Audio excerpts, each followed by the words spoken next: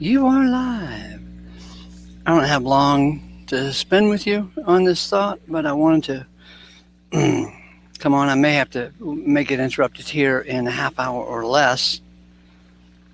But the topic of the day is God is a jerk.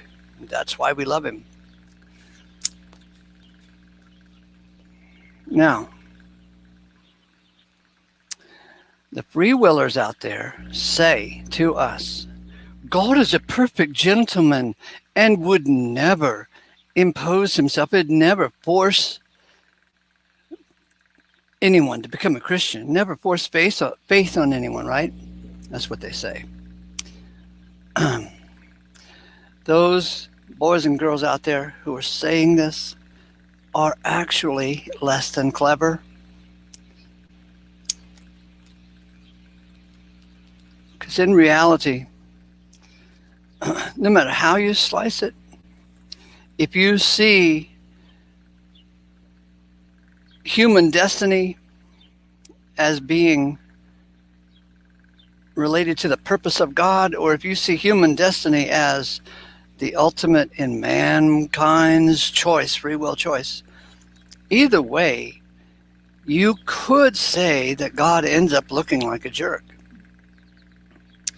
And what is a jerk?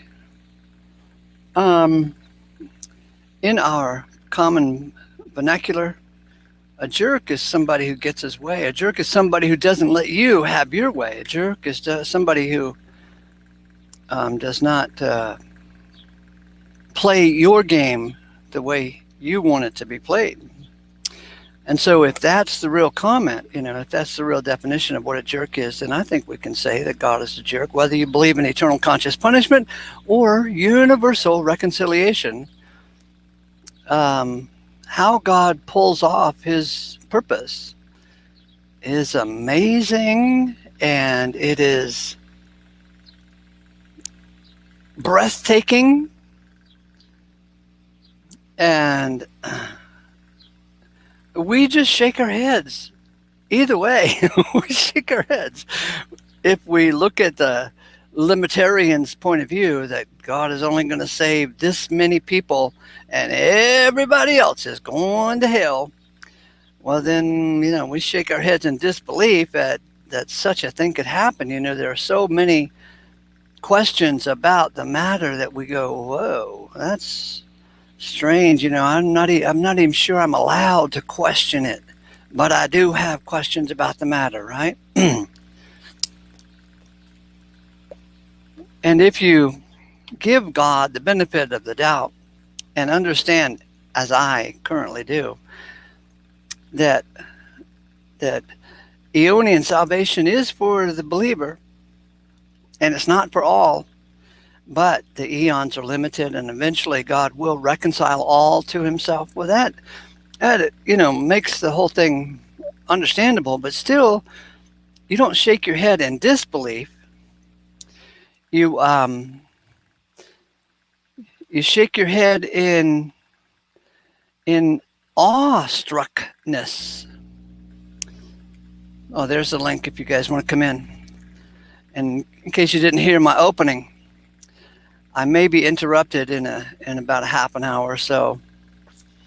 If you come into the room, I can leave the chat room running, and you guys can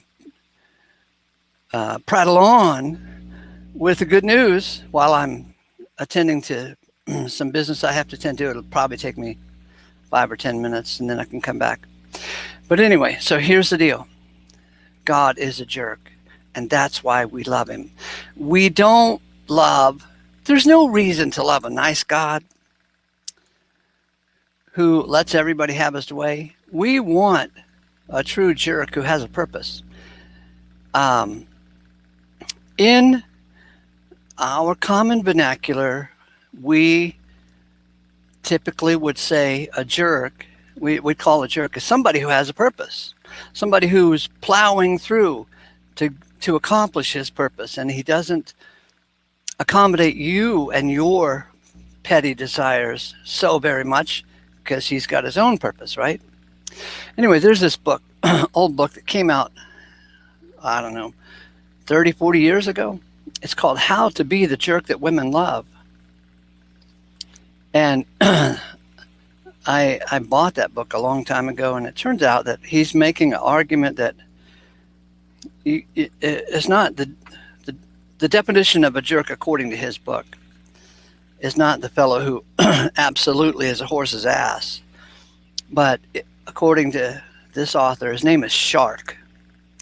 A jerk is somebody who doesn't put up with bad behavior in himself or in women. Anyway, there's a funny story about him going around doing radio interviews to promote his book. And one lady called in and said, "Mr. Shark, I disagree with you. Women do not love jerks. We love nice guys."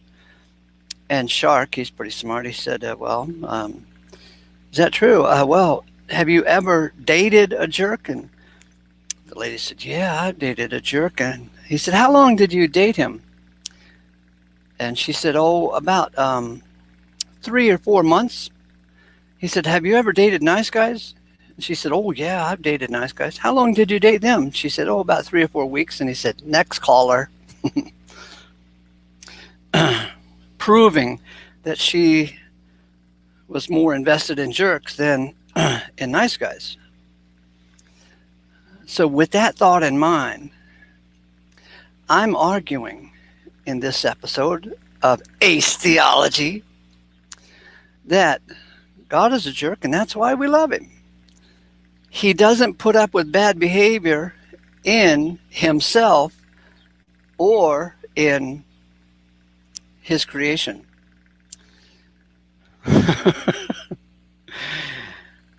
There is a judgment, and the judgment is actually for our good. And the judgment really happened on the cross. It's not that the judgment is eternal conscious punishment in the lake of fire. No, the judgment really did happen on the cross. And when we stand before either the dais of Christ or the great white throne, as I understand it, those are two separate events, then there's some adjudicating going on, right? And the word judgment doesn't necessarily mean a horrible, horrible thing. In fact, remember, there's this verse in the Old Testament that says to judge the widows and the fatherless, the orphans, judge the widows and the orphans.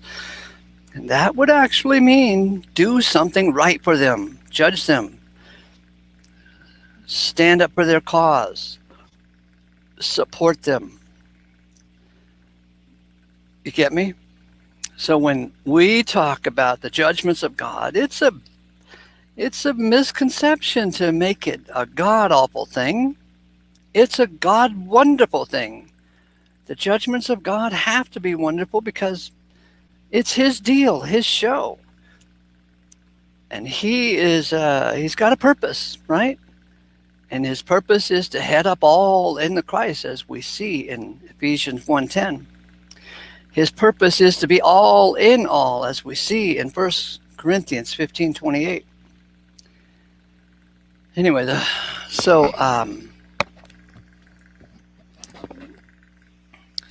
but if this God of ours is rather immature and is content to burn the vast majority of his creation in the lake of fire consciously forever and ever, well, he really is a jerk then. Uh-oh. You better come on in right now. Actually, I'll leave the thing open. I'll be back in just a few minutes, okay? Chit chat in the thing about this matter. Hang on.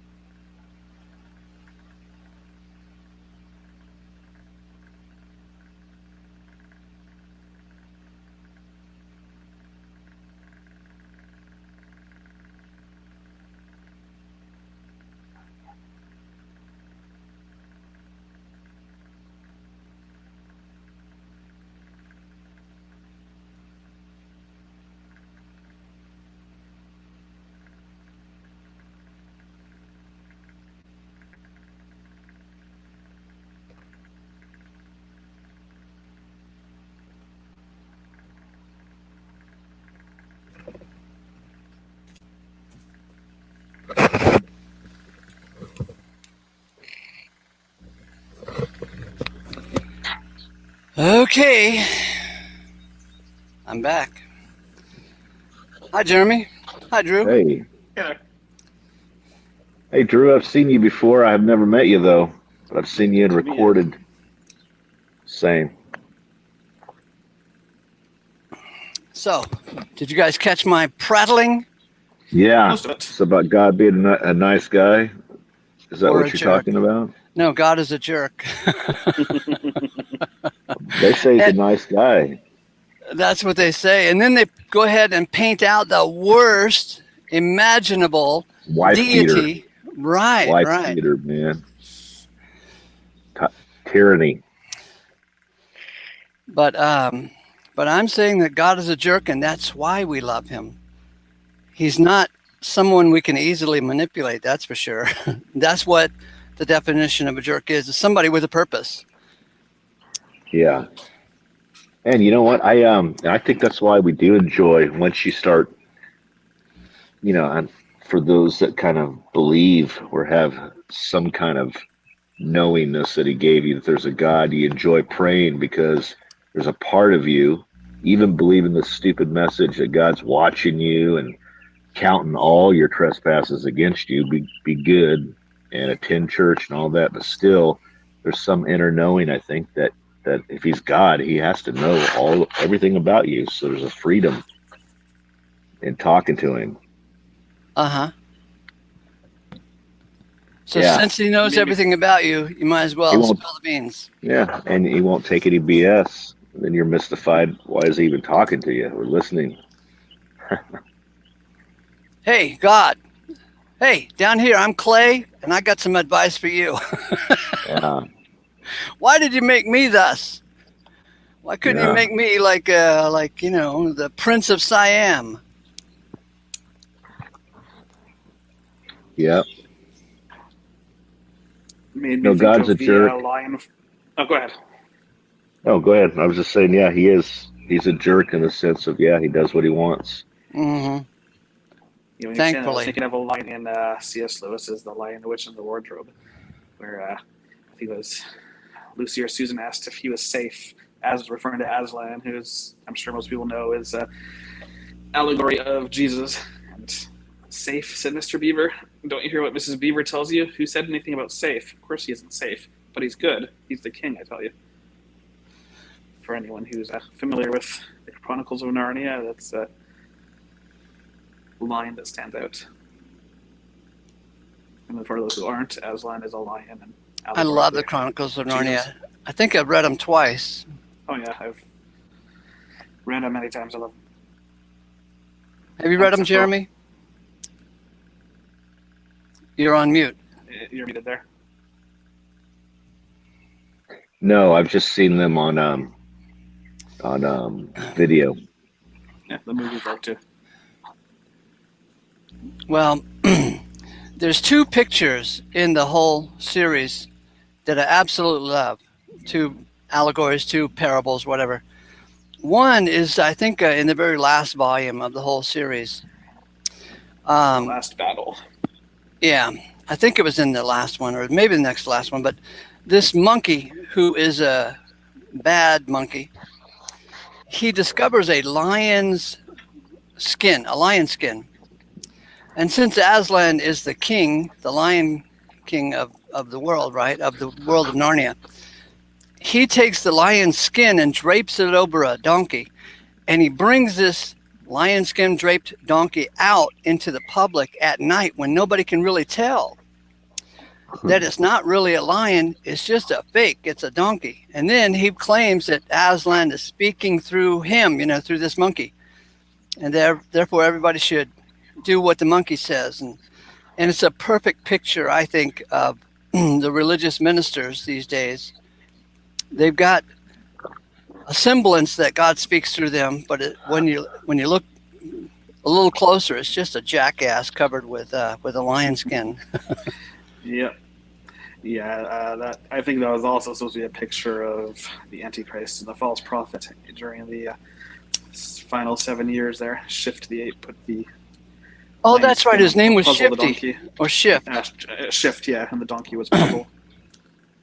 Mm-hmm. Now, on that topic, just what have you guys ever heard of Steve Gregg?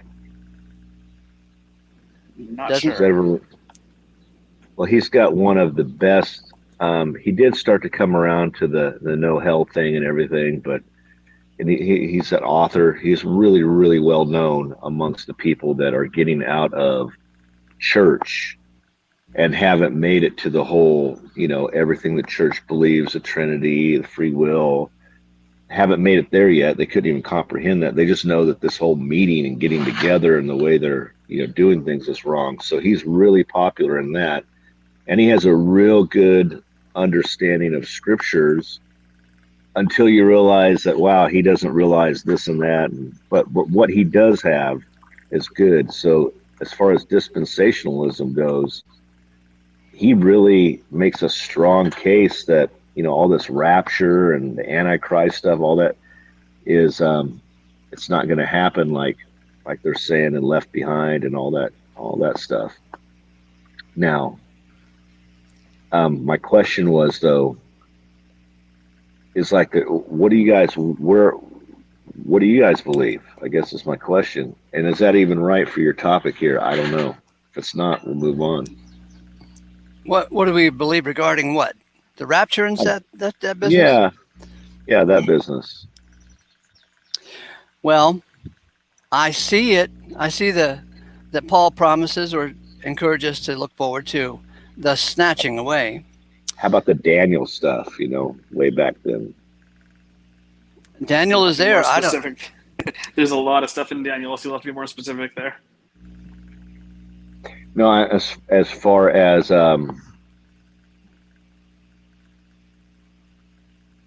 I guess as far as the whole rapture business, the whole Left Behind business, and the whole temple being rebuilt and sacrifices, all that stuff. Quite honestly, it's not my topic. I don't go there. Yeah, it's one of those topics I don't deny need it. to know. I don't deny it. I just say that's interesting. Let's go back to our favorite Ephesians. There we go. Our book of Ephesians. All right. So you're good on rapture. The rapture or the snatching away, as we prefer to call it. Most of us do believe that's going to happen, but it'll be a lot smaller scale. Most Christians won't be included in it, is my personal assumption. It'll just be a limited number, just those in the body of Christ, not all those in the Christian religion. And I do believe it'll happen before the final heptad or the 7-year tribulation. There's some people that believe it already happened, like 70, in the War of the Jews and 70 AD and all that stuff. So anyways, preterism or partial preterism, they believe. Yeah, that, exactly, all that stuff. Yeah, I don't lean towards that. I am a premillennialist and a hyper-dispensationalist, if you want to get down to all the theological terms. Okay, yeah, I'm not into that anymore. Okay, so think about this, Jeremy. These preterists and guys who emphasize future prophecies or past prophecies, my question is, do they spend any time at the cross? Yeah. Bragging about the cross? Reveling in it? Do they see that do they see that it accomplished anything? Man, it's so easy to focus on the spectacular book of Revelation and the book of Daniel. because you can go 1,000 directions with those metaphors, Yeah. analogies, 7 bowls, 7 trumpets. Oh my God, you can go in 1,000 directions, and nobody can prove you wrong because Right. it's just a Figurative. it's a shit show, really. It's a circus. Where do you go with this thing? It's a 3-ring circus. Yeah. And I'm probably the only guy you've ever talked to who has actually read the book of Revelation out loud at one sitting. In fact, I've done it Wow. several times. And I can tell you when you do it, when you read it out loud at one sitting, it takes about 2.5 hours, just like watching a movie, because you got to get up and go to the pee after 2.5 hours, right?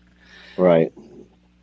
And when you read it, knowing, having a little bit of a history of understanding scripts, movie scripts, you can see the book of Revelation just like a sci-fi movie. There's the same elements, structure, scene changes, mystical stuff that is partially answered here, and you don't even pick up the subject again, and maybe you pick up the subject 6 chapters later, but it reads just like a modern day sci-fi movie script. And Right. it's kind of satisfying to do it that way. Yeah, I've never done it. And Yeah. I'm telling you to do this because it takes the mystery out of the book of Revelation. Because if you don't do it and you only read a little passage here and there and let the minister give you a 1 hour long sermon about 2 verses, right? Right. Right. He can go in any direction he wants and proclaim that he's the king of understanding. But when Right. you read it for And no yourself, one can interrupt him. that's Just right, read it. right. When you read it out loud at one sitting, you get a whole new picture and go, wow, this is amazing. It's kind of fun. I'm not sure what all it means, but I think I love it. Yeah. Well, I know it's the unveiling of Jesus Christ. Isn't that what the word means? The Yeah. unveiling. Yeah. Yeah. And then the other thing, It's meant to unveil or to unroll. just because, so that's one thing I can, not that I don't think we need to know it. I'm just saying that it doesn't jack up God's plan that he's revealed to me now, to where I have total peace that I know what God's doing. I'm not dismayed anymore at all this tragedy and things not working and, Mhm. the complaining train and all of that. There's just no need for it. Once you have that knowledge, it kind of goes away. It's not logical anymore to be mad at someone for very long, maybe a second. Then you think, well, wait, that's God, doing this. And then, maybe an hour or a day at most or 2. But Mhm. yeah, it's not one of those major things. And then the other one for me is, and I'm in the middle of really studying it, is, and this kind of ties into with your theme of God's a jerk. Why would he create a Satan, an enemy? He's a jerk. God's got his own purpose going. I don't understand it. There is people out there. There is. Have you ever heard of the Why guy? I've heard of him, but I don't know anything about him. Yeah, so he really does he's sincere, number one. At least I can't listen to anyone. I can listen to someone that's wrong as long as I know in my heart they believe that what they're saying is right. I can tolerate it, I cannot tolerate when I know it's a shit show and for some other motivation and they know they're wrong or covering up their pride or whatever. But he's not like that, and he's also written a few books. Older gentleman, lives up in the mountains somewhere, in a cabin-like environment, and he really has a thorough expose on all these scriptures about Satan and how there's a good case for it not being a figurative, literal thing, but yet Rome turned that into, something for control. Anyways, I just wondered if anyone had ever heard such things. But again, that's something that either way, whether the enemy be real and literal or us that he's talking about, it doesn't ruin the plan. That enemy's destroyed and overcome and all of that. No one's heard anything like that, huh? Drew, when you speak next, come a little closer to your mic because you're fading out sometimes, okay? I actually can't because my microphone is built into my earphones. Oh. So, yeah, I'll Well, try to talk look, louder. so you take your earphones and turn them around this way, like that. How am I sounding at this volume? Oh, that's good. That's good. Okay. It's just hard to talk louder because of my cough. It makes me cough more, but I will do my best. Okay. Jeremy, you're on mute. You're on mute. I like the camera shot though. Is the cord like plugged in behind you? Oh, no, they're wireless. They're just. Oh, okay, gotcha. But they're built in. They can't get any closer. The mic is built in exactly. It's as Gotcha. close as they can get. All right. So go ahead, Ace. What were you saying? Oh, I was just making a joke with Drew about turning that headphones around so it would cover his eye. And it reminded me way back in the 60s when I was 14 years old. I watched Saturday morning cartoons at that time, right? And there was it wasn't a cartoon show. It was a show about these antics of these monkeys, these chimpanzees. And basically the plot line was they would take a lot of film footage of these monkeys doing various things, and then they would write the script to make the monkeys make sense. And in one case, the monkey pulled a ski mask over his head, and so it had one eye hole and one ear hole, right? And here I am, all of 14 years old, I'm watching this stupid thing. And the scriptwriters had the monkey saying, "This is a stupid manufacturer. He makes one eye hole and one ear hole. Why ought to get my money back?" And I just thought that was funny. It reminded me of That's funny. make my little joke with Drew. So context is everything. And I haven't ever told that story, but I remember because context is everything. And it's funny what we do remember from years ago. True. Yeah, it is. Oh, man, I had a good. What else are we just? So your topic here. What is your topic again? The topic is God is a Why jerk. we like God? Why we like it that way? We love God because he's a jerk. So, and the topic can go in either direction. Either God is a jerk because he's the free will God who would never violate our free will, but he ends up burning us in hell forever and ever. So that's a jerk of a God, right? If he's not going to violate Why our would free he will. get? Why would he get? Why would a God, the free will thing? Why would he choose to give that to anyone if he is a loving God, knowing the ramifications are so? Doesn't it say that he's an accurate measurer? Doesn't he warn to measure twice, cut once? Mm-hmm. You know, doesn't he warn, count up the cost of all the labor and materials before you build the tower so you won't be laughed at? Exactly. He's real precise, you know, he's really, really precise. Doesn't talk too much, you know. His right, son is just like him. So. So let me repeat what you just said as I heard it. If God would give free will to this flawed, weak creature, and remember, the free will chick just last Sunday said to us that Adam was weak and eventually he'd fall, right? She kept using the word eventually. Eventually. And, she was stuck. Anyway, so it's brutal, but go ahead. So if God would give a free will with everlasting consequences to this flawed, weak creature, he's stupid. He's just a moron who he's not playing with the full deck. Or he really is a monster, you know, and he's going to go ahead and he's going to justify himself pulling the wings off a little innocent robin and have it be blamed on the robin itself. Mm-hmm. So he's using the idiot robin as cover for his evil, wicked doings. Because for him to know to do right and doesn't do it, he already told you sin. So I tell you what, if free will equated, if he knows everything, even if he is a time traveling God, you know, that runs to and fro across the time barrier that he has no control of and takes a peek at what you're doing 60 years later and then comes back and chooses you. That's silly. But, anyways, um, even so, he would be a monster. He would be evil because he would know that 90% of what he's making is going to be grossly tortured and in horrific pain. Yeah. I mean, Now, what a monster. so Dale helped me out here. I said eventually, but actually the Free Will Chicks word was inevitably. That's a cuter word. I love that. Thanks, Dale, for reminding me. Inevitably, inevitably, man would sin. Inevitably. And more certain of a word. I like it. It's even more certain. Mm-hmm.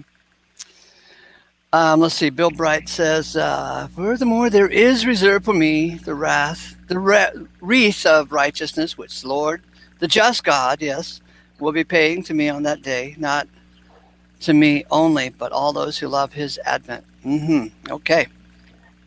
So if we go back to this jerk of a God and we get on our side of the fence to say, yes, God will eventually, inevitably save all mankind and all creation, well, then we could say that he's still a jerk because, he's putting us all through some torturous times, whether it's, we're born with a gimp leg or, we die of cancer or we have a virus every 9 months. I mean, or you strike fame and riches and end up overdosing on prescription meds, at 33 years old. Right, yeah. There's just no way out of this thing without the humility and being humble. They must be married to each other. The humility of experiencing the condemnation that we all got in Adam. And we didn't help Adam out to give us this condemnation. We're just recipients of condemnation, just like we are recipients of grace. Yeah, and he's clear on that. He lets us know that he knows that. He's not unaware that you guys were screwed over by one man. Right. We're screwed over by one man and we're rescued by another man. So Drew has Drew has a thumbs up, but I can't. There it is. I don't know what the thumbs up is related to. That was related to Anthony's comment. The comment. Right.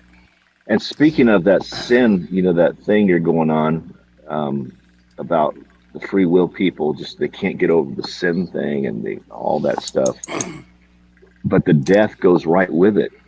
The death it's the law of sin and death. I've heard other teachers on this. I think Martin Zender does a real good one on this one. Mm-hmm. But they're locked together, Oh, Rhonda has a good comment here. God loves contrast. We certainly don't understand, but it makes life interesting. Yeah, we're staring at this jerk of a God who he's got a purpose and he doesn't screw around with our understanding of how things should work. And he's not this perfect gentleman who would never force himself on anybody. He forces everybody on everything on everybody. He forced Jonah to go to Nineveh. He forced Joseph into slavery. It wasn't Joseph's free will that made him the prime minister of Egypt. There was a lot of force pressuring Judas to betray Christ. And Saul, fell on his butt, got knocked off his horse, and it wasn't a perfectly gentlemanly thing to do. Anyway, so it's just pathetic. It's pathetic, free will people, that you pretend that God would never force anything, but yet he forces them into hell at the point of a sword, at the judgment, the so-called Great White Throne Judgment. And and they can't even raise an objection? Saying, wait a minute. I was confused. I was ignorant. I made my life choices because I was foggy brained. And besides, the free will chick says it was inevitable. Maybe the free will chick could stand up at the great white throne and defend her fellows who are headed toward the the eternal conscious punishment or whatever is awaiting the poor sinner. I totally I can understand how, if you've never heard of a different way and you come to God and you're already a broken sinner and you've got your own tragedy and everything else happening, that God arranges for you to have that epiphany that you need a God. And then you get swooped up by all the Christians and they paint all these other things going on. But I can understand why they are adamant about this stuff until they hear another plausible way where they might be wrong and need to search it out. At that point, I really get angry. A month later, you go back and talk to someone, and it's just, you just wanted them. It was all about one word, the meaning of one word, and they still haven't looked that stuff up. Mm-hmm. Yeah. What do you do with that? That is absolutely a miracle. What, that they remain stubborn? Yeah. It For is them a to miracle. have such emotional, ooh, they're just, you could tell they love, or they at least express they love God. Mm-hmm. I think that they're just in love with the idea of the God that's been painted, that they're achieving, and he's happy about them. They love that part. Mm-hmm. I don't think they love the God when they start sinning and, his wrath comes down on them and their waterbed springs a leak, and that's because of they were masturbating in the bathroom or whatever.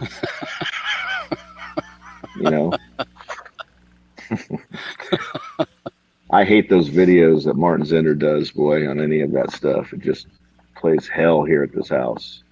Oh, yeah. Well, yeah. Well, there is a off button. Yeah. Yeah. That was in my mind because of the video this morning. I saw it and I was like, whoa. Well, one of the, I think what he's arguing about could generally bleed over into the James Gang mentality. Because if somebody is self-righteously laying out the twister floor mat, where left foot blue, right foot red. Yeah, we all do it. Here's what you must do. Yeah, we all go back there. Yeah, it's so easy to do that stuff until you get caught in bed with the secretary. And then you've got the deer in the headlight eyes, like, oh my God, I swore I would never do this, and here I am doing it. And also anything in this culture. I mean, I've been to Jamaica. I worked in Jamaica. That's the furthest I've traveled outside of the country for like 2 months. But even there, you could tell, and I think you can see it on TV, the culture here about anything sexual seems to be very, very different, touchy, made into a real bad thing. I'll tell you why. It sells it, makes it more valuable, I think. Well, it's because, in essence, of the James Gang, they infiltrated the Puritan movement in London. And the London immigrants to this country came into New England, and the Scottish people went down south and hung out in the Appalachian Mountains. And they have two different attitudes about things, and I'm telling you, culturally, we can see that the Puritan mindset infects everybody, even if they're not religious. They still want to create a bunch of rules and regulations for you to do, and to hold the sort of Damocles over your head if you should stray from the way. And I think we can make an argument that these Puritan boys still exist in the form of all the meddlesome politicians who want to you know, create Yeah, it's true. they created the nightmare called the prohibition. Oh, it sounded so good. Yeah. No, There's it's a true. there's an essay on the internet that you The can drug find. war. Yeah, the drug war too. They Oh, that's a big created money that, and that maker. is a great nightmare. It's profitable though. Yeah, why? Because there's an essay on the internet you can find. It's written quite a while ago called "Bootleggers and Baptists," and it makes the argument that Baptists wanted prohibition of alcohol, but so did the bootleggers. Because Yeah. the bootleggers then would not have to compete with legitimate booze sellers, and they would be very profitable. And so the bootleggers teamed up with the Baptists to create the prohibition, Could and it be. just and it just screwed with everyone's life. And so Could be. the James gang loves to meddle with everyone else's life in our circle of faith, and even outside of our circle of faith when they get to into the realm of politics and cultural behavior. A couple months ago, I was watching an old cowboy episode. Maybe it was Rawhide, or maybe it was Maverick or something. But this woman was coming into town in this cowboy show, and she said something awfully insightful. She was afraid to go into the little town, and she said, "Little towns can be so cruel. Small towns can be so cruel." And I thought, yeah, that is true, because Clicky. once you get into a small enough town, man, everybody knows everybody. We all live in a fishbowl. And Right. when we all live in a fishbowl, it's easy to point the finger Sure. at so and so and say, "Oh my God, I would never do that. I would never behave that way," when we all Right. do behave that way. Right. I Small don't know why towns. they keep looking for, sin being gone, sin being gone, sin being as the evidence of whatever. Yeah, it makes it worse. I don't think anyone ever being in a living body with senses and desires and all that stuff, and especially decaying and dying, and knowing that no one could not sin. Impossible.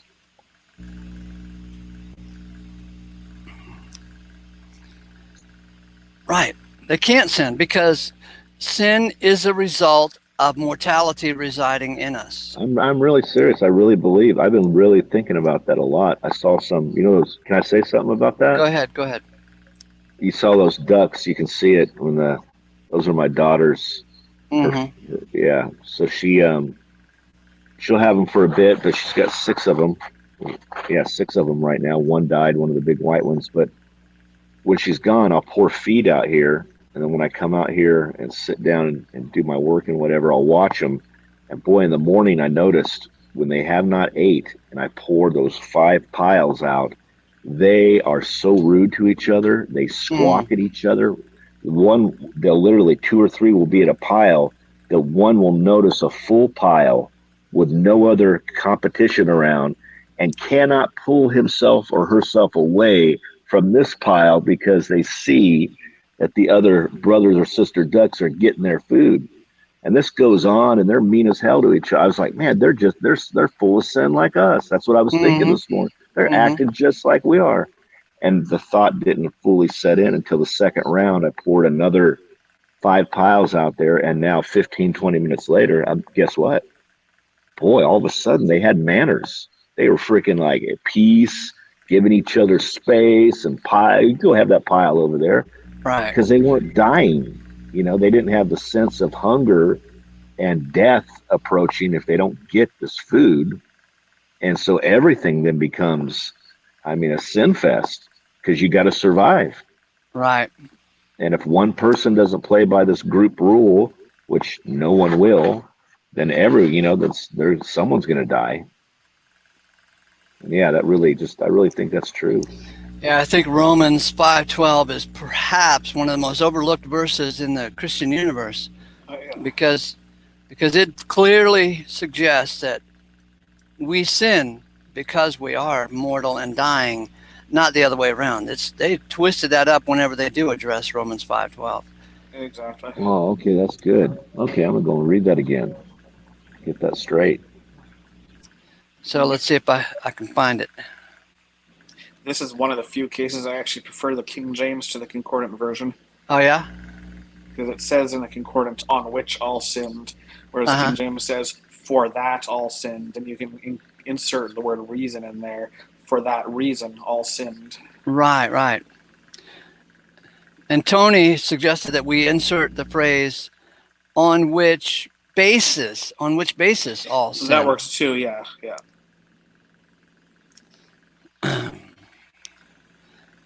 Hang on, I'm pulling it up here. I'll post it on the screen.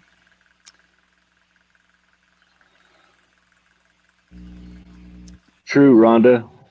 True.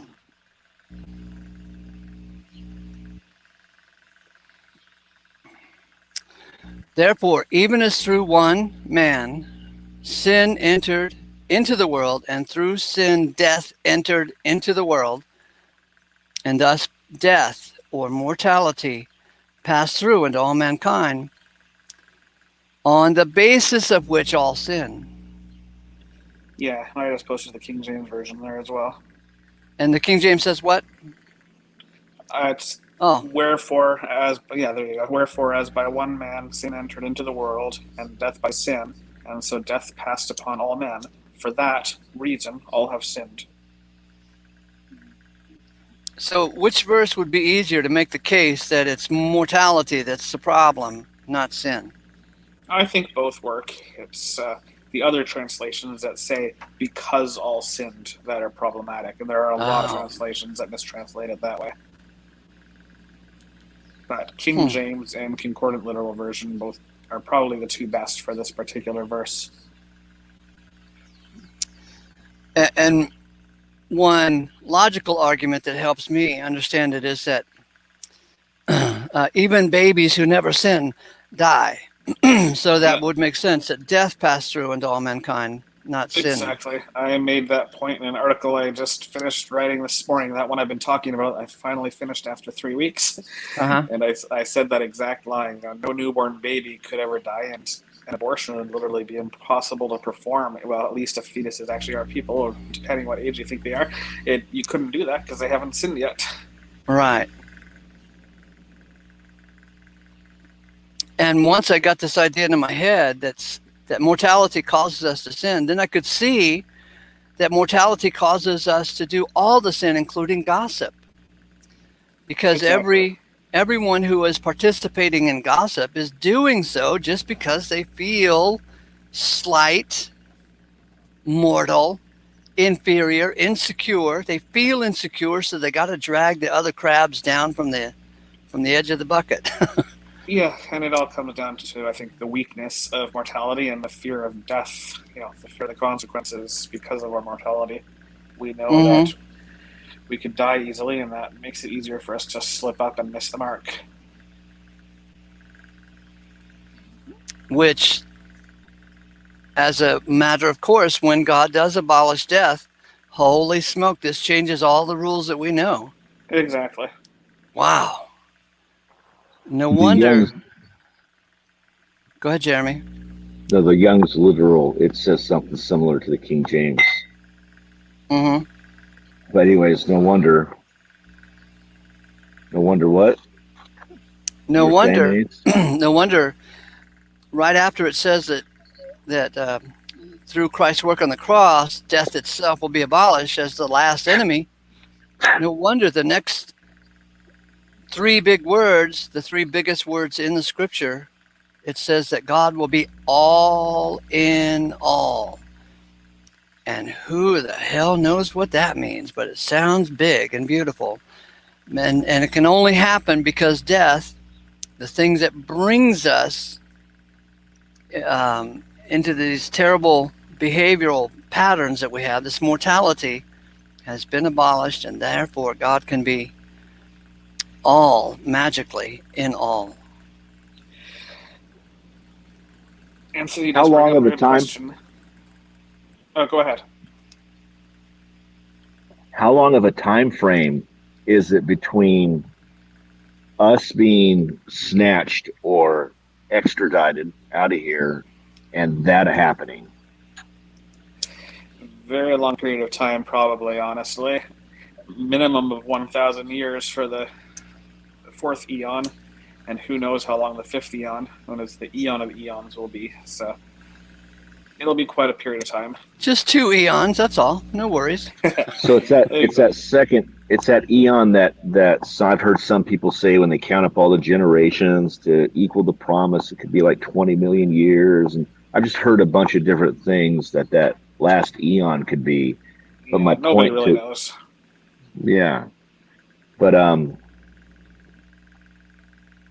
my point is that I think what he's trying to say is, when he's all in all, is that everybody is going to have the same, every creature is going to have the same revelation that he's given partially, to me, that I'm clay and I'm good with it. I don't have to have, I don't have to have a dog in the fight. I don't have to say, I want credit. Look at me, I achieved something. It's a weird thing when that happens to you. You know what I'm talking about? Or Go on again. Try it again. well, it's like once you know that you don't have to go to church faithfully, you don't have to get baptized, you don't have to do all these things to level up, And you don't have to pay tithes. Don't forget that. Yeah, all these things. And then when you really realize that, man, you're not even choosing to reach for this cup of coffee on your own accord and pick up this glass and move it to your mouth. Where's that thought coming from? Right. Where is it coming from? Come on. It's not original. Right. I can't tell you where it came from. And so once you get to that point, then you start then it's a whole nother look at things. And God even starts dealing with you, I think, differently. Like, hey, you know how things are happening. He can't use the emotional or with you because you're not sitting there getting all jacked up emotional. Hey, I got to take a phone call. I'll be back. Okay. So Anthony is questioning, why do the angels sin? Are they mortal? I'm guessing that's your question, really. I don't know that they are mortal and capable of dying, and I don't know why they sin. We can only know why we as humans sin, and that is because we are mortal. And I don't know what's going on among the celestial beings. They're just weird for a disparate reason altogether. Yeah, I read a book on that topic once that I can't for the life of me remember what it was called or who wrote it. So if I remember it, I'll put it in the comments. But yeah, they had a whole other reason for sinning based on the theory of this particular book. I know I found the link from concordant.org once, so if you search through all their documents, and you'll eventually find it.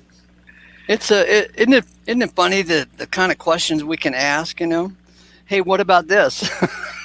And it's a good question. I've wondered it myself before. I'm looking at the question now, and my emotion is, I don't know why they sin, and I'm not sure I really care. Just stay out of my way. Yeah, they have their own reason, I guess. And something to do with the way they were created. I'm sure we'll find out soon enough. Rhonda says, sin, unborn babies all happen for a holy purpose. Wow, that's great. I can stop right there. All happen for a holy purpose, be it later, a shared experience, or to help decisions of others. It is a well-orchestrated performance. Praise be to God. Amen. Amen. Maybe they sin because they are placed below us. So they've got a chip on their shoulder. Well, that is the Muslim reason for that, I believe. Or that's their reasoning for why the jinn sinned, or why Satan sinned. From what I recall, I could be remembering completely wrong. But I believe, according to Muslim theology, Satan was told by God to bow down to Adam, and he refused, and he was cast out of heaven, and so on and so forth. Man, that sure sounds solipsistic to me. We're special, and every creature in the universe has below us. But I as mean, I they're read, not actually below us yet. They will be one day, but they're not right now. Paul's letters, Christ took on humanity, and that was kind of low. So I'm inclined to think Yeah. we're at the bottom of the food chain. We are right now, yes. He was made a little lower than the angels, from how I recall the King James putting it. Uh-huh.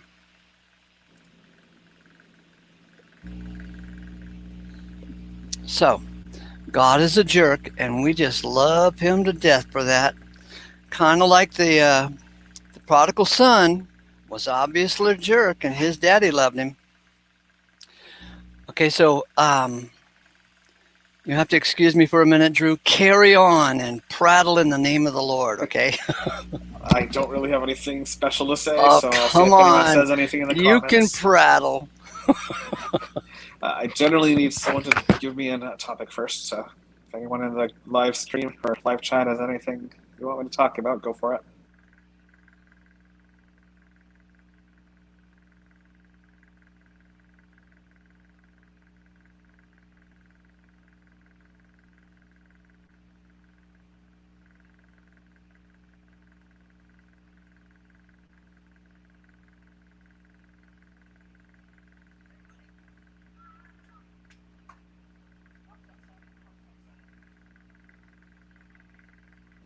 And that's how I know I'm not a preacher, because I don't just have any random topics I can just suddenly go off on. Okay, I'm back. Welcome back. What were you preaching about? Nothing whatsoever. Holy smoke. That sounds good. Pray for your enemies. Recently found myself praying for enemy celestial. Rhonda, are you like ahead of us in your wisdom? That sounds great. I would have never thought to pray for the celestial beings. Oh, so Drew was preaching about not being a preacher. Okay. Oh, yeah. So let me throw up this invitation. Is she coming on later on today? Who? Rhonda? Stacy? No, Stacy. The I free think her will name chick? is. She hasn't replied to my erstwhile invitation. So, Yeah, just that was a reply to Arvicus's question. I'd be happy to talk to her if I happen to be free at the same time she's on.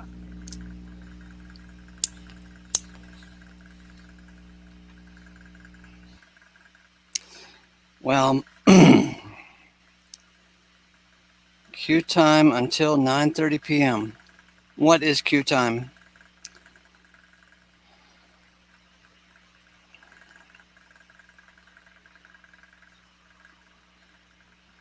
Uh-oh. Get out of the way. Tommy's here.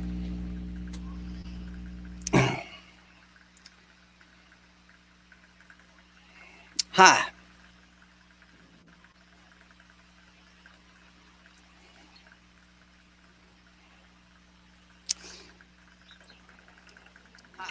What's going on, boys? God bless you. Hey, Tommy.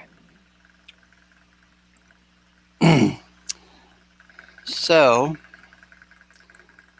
hang on, Tommy. I've got your verse here.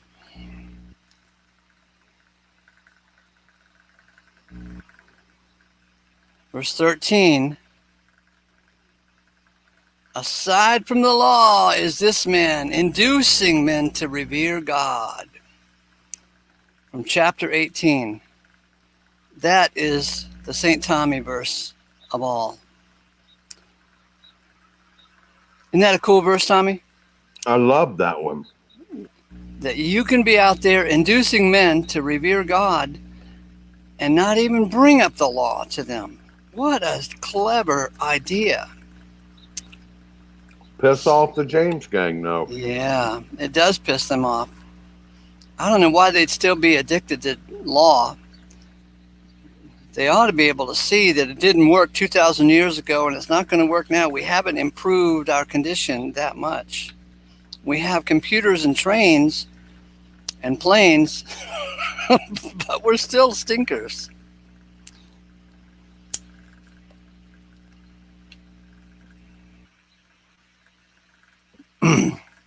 Aside from the law, is this man inducing men to revere God?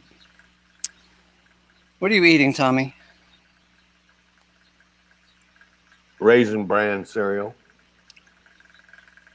Raisin Bran. You're going to have to knock that stuff off and get over on the keto diet or the caveman diet. Because that Raisin Bran will have a long-term bad consequence. Beats starving. Yeah.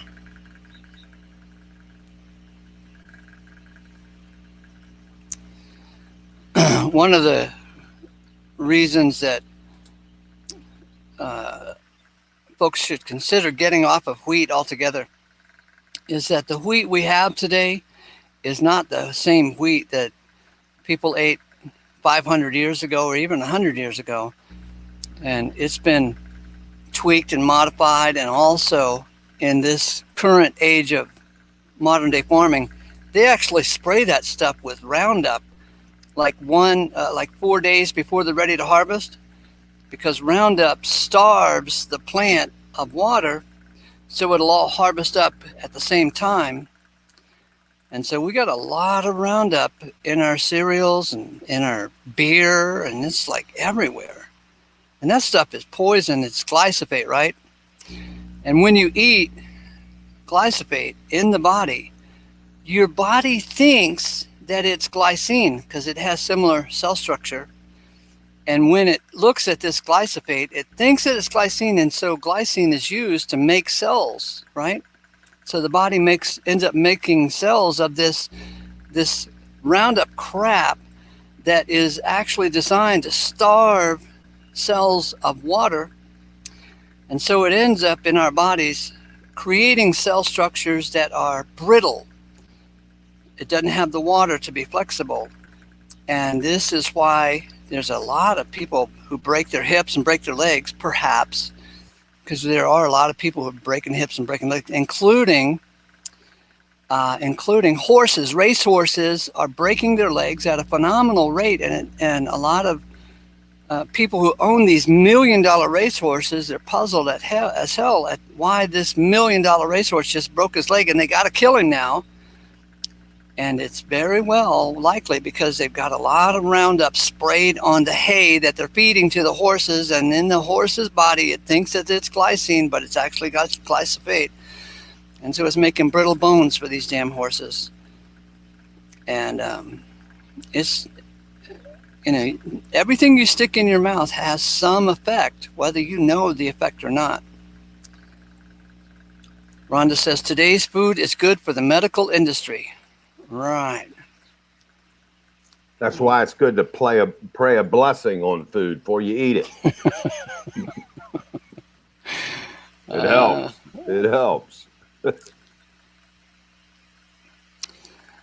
Anyway, so I thought you guys might get a kick out of that idea that Roundup is not so good. And if you can find a non-GMO wheat where they don't use Roundup to help it harvest out, or grow your own wheat. That's funny. Roundup free. You get stickers, on the side of your bag of flour. Roundup free. Yeah, there it is. That would be funny. Yeah. Anthony Pierce says, watching Secretariat in the Belmont is a video I watch also a lot. Inspirational. Wasn't Secretariat like 20 years ago, 30 years ago? I know it was a famous racehorse, but that's all I know. I remember that year vaguely, I think. Oh, didn't Toby Maguire play a jockey who was on that horse? That was Seabiscuit, I think. Oh, I don't know. Started with S.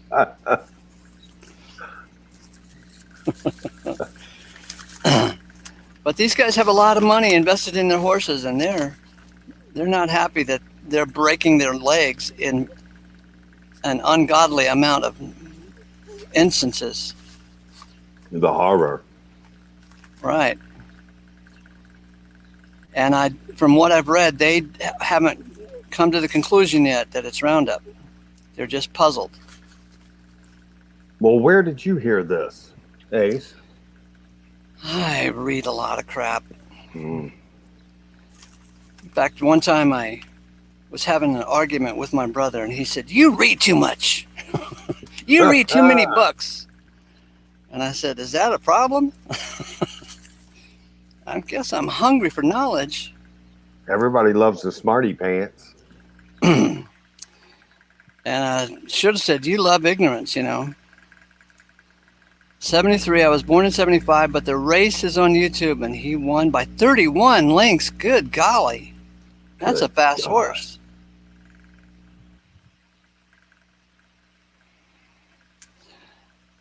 I pray that mid-swallow, God miraculously changes that Cheeto into a carrot.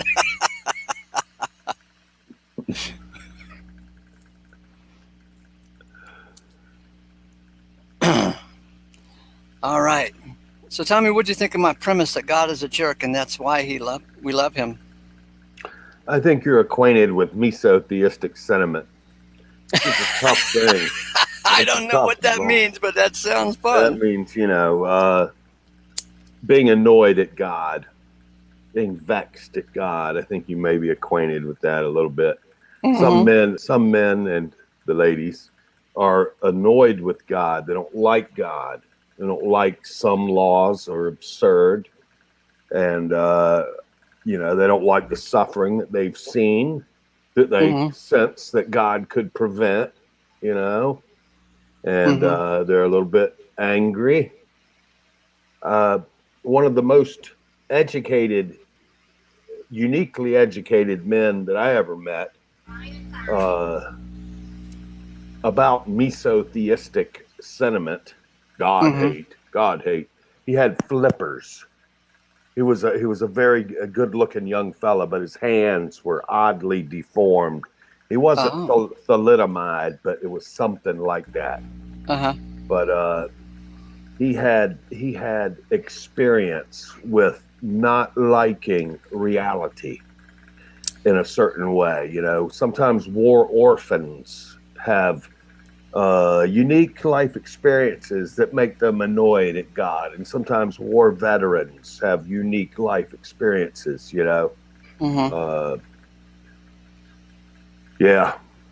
People get mad at God, different reasons. They got their reasons. God understands everyone. Yeah. I don't think he's offended. I could be wrong. Oh, of course not. That's why I think that Romans 5:18 kind of says that God will justify himself to all. Good. I hope so. It clearly says he will justify life, and I would assume or infer from that he will justify himself to all. Not just justify our petty little lives, but justify the whole program. Why did you make me this way? Exactly. You could have made me more like Veckel. Veckelism, yeah. Do you reckon Veckel would come in and debate me? No, I wouldn't want that, actually, because he doesn't shut up once he starts talking. He's annoying that way. You have to use judo. You have to judo in order to get your turn to communicate on his eardrum. But the real question is, once you get the opportunity to speak to him, to his eardrums, if he shuts up long enough, what to do with it? Where is there to go? What ideal is worth presenting for his consideration, and why? A Veckel, what do you do if you get it to turn, do tricks, or if you get it to listen, what are you going to do with it? Time and opportunity and Veckel, hey, what's to do? Right. Yeah, it would be frustrating because... You still listening, Drew? You still listening? Yeah, he's there. Yeah, I'm here. Okay, just preaching to you, bro. Just preaching to you. That's all. I stay on mute because I cough a lot. Have you got the couve? The couve? I have had that, but no, not right now. Good. I'm glad you don't have that. Yeah, I was actually one of the first Canadians to get it. But no, I have a summer cough every year from about April, May to about October. Just talking makes me cough. So I mute myself when that happens. Well, I am definitely on a anti-wheat rant every chance I get because I believe it's poison actually to the body. Is that fear mongering, Ace? What's that all about? Why wheat? There's so many things you could think. You could rattle on about Wells Fargo tightening their credit, or you could rattle on about wheat, but why wheat?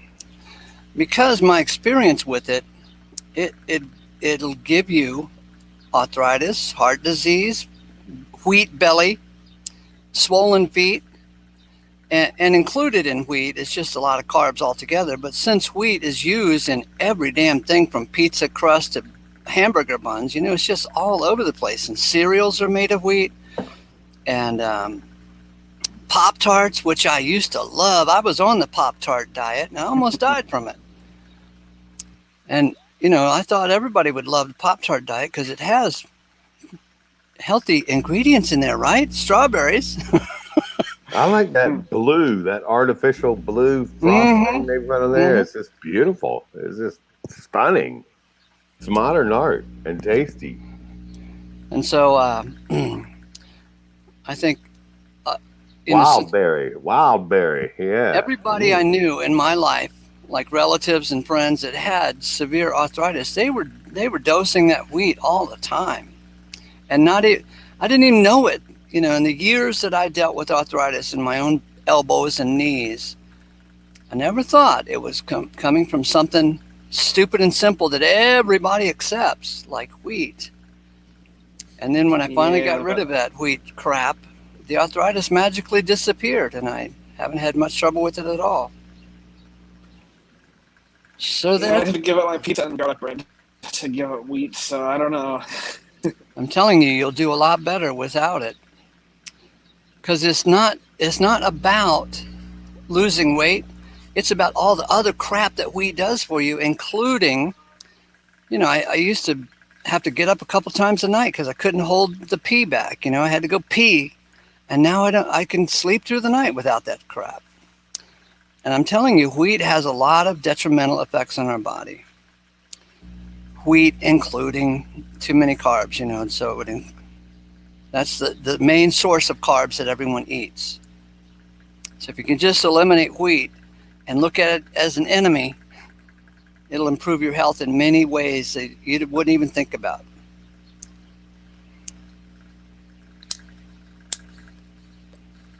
Since Mom got me those rubber sheets, I just sleep the whole night through. Just kidding. You are funny. And that is funny to say that, I wet the bed once in a while, and I know it's now because of the wheat diet. That's one I'm very sensitive about name calling, I have been for a few years. Confessions and name calling. There's always a reason for every confession, and there's always a reason for every name call. But that's one name call. Sometimes I'll use the word rascal because it is so apt. Another one I use is bedwetter. A bunch of bedwetters, because it is apt. Most everyone who can understand my poetry is an accomplished bedwetter. And it's reminding, it's humbling in a way. It's like, oh yeah, that did happen a couple of years ago or whenever. Now, mind you, I still eat wheat. But not wheat eater. Not near as much as I used to. Stop eating your wheat. It's just hard to get away from it.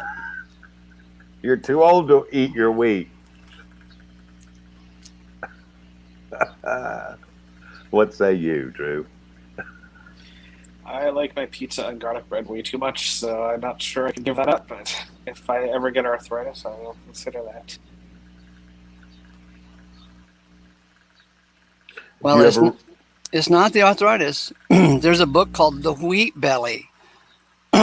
So it's when you pack on the pounds, it doesn't just show up in your belly. That extra weight goes into all surrounding organs, clogs up blood vessels, precipitates crap into your joints. One thing that moved me into this direction about 12 years ago, I was out on the porch on a summer day looking down at my feet, and God, I didn't even recognize my own damn feet. They were swollen and they looked like they belonged to somebody else, and I was horrified because all winter long, you wear shoes and socks and you hardly look at your feet. But on that moment, I said, I got to do something. This is not right. Which led me to the caveman diet, the so-called caveman diet, which is the same thing as keto or the same thing as the Whole30 diet. Did I tell you about the Whole30 diet? I missed that. Not me. There's a variation on the caveman diet called the Whole30, where for 30 days you do not eat any processed foods. You only eat whole foods, meat, vegetables, and fruit. And if it's processed in any way you don't eat it, you don't eat sugars or honey for 30 days. And the point of the Whole30 diet is to get to know how your body feels about certain foods. So once you do that for 30 days, then you can reintroduce one food at a time that you used to eat just to see how it makes you feel. And invariably, people are shocked because now when they eat Doritos, they can tell clearly, oh my God, this stuff is nasty. I feel awful. My stomach is gurgling and I feel like yuck. Anyway, but you don't know that as long as you're eating everything all at once. You don't know exactly what is screwing you up. But when you do the Whole30 diet for 30 days and then reintroduce one thing at a time, you can clearly see this stuff makes me feel god awful. Whether it's Doritos or Pop-Tarts or Diet Dr. Pepper or whatever. You don't eat any of that stuff for 30 days just to get acquainted with how your body feels. And I learned about the Whole30 diet because my adult daughter blew into town last Thanksgiving, and she looked great, lost a lot of weight. Her skin was clear. Her hair was, had that natural sheen to it. Her eyes were clear. And I said, what are you doing? And she told me about the Whole30 diet and that it had changed the way she looked at food and felt about food. Anyway. How about gas station hot dogs? Do you endorse gas station hot dogs? Aren't you funny? Look, hey, no, wait. I'm soliciting an endorsement here. Part of my calling. Okay, if you throw away the bun, throw away the hot dog bun, you'll be okay. How about the chili? Yeah, you can tolerate it. It's still not quite because it's beans, right? That's a carb. Relish? Just throw away, start small. You can't change your life all at once. So start small and throw away that damn hot dog bun. When I started this stuff, I was throwing away half of the hamburger bun. And that seemed satisfying. And now when I buy a hamburger, I throw away the whole damn bun. And I'm still satisfied. And keep the onions? Oh, yeah. I listen for endorsements. That's part of my training, is to listen for endorsements. An endorsement is very powerful. If ACE endorses a diet, it's a powerful thing, an endorsement.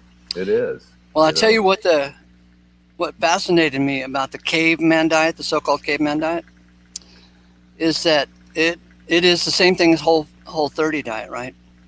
You eliminate wheat and all those dense carbs, and the caveman people say that you need fats because even the brain is made mostly of fat. And once I got this understanding in my head, I looked around at all the women who were nuts in my life, and they were on a low-fat diet. So they were starving their brain of fat. So of course they were nuts, and they had to take pills, mood pills of one sort or another, right? And so I've seen it now since I've been doing this thing for a dozen years. I've seen that women who actually go on the caveman diet and start eating more fats like bacon and avocado, they settle down. They don't need the mood pills anymore because they're giving their brain the fats that they need. Does chocolate have fat in it? To a degree, yeah. Okay, good. And so it turns out that if you eat fats, you actually will lose weight, because when you eat fat like butter, avocado, or bacon, once the fat gets into your stomach, it releases a hormone called CCK. And CCK sends an instant message to your brain and says, I'm full. But if you don't eat the fats, you don't feel full so fast, and you'll eat too much carbs. And you can prove this to yourself. St. Tommy, on Monday, eat a baked potato with no butter, and you will not be satisfied. You have to eat a second one, maybe a third one.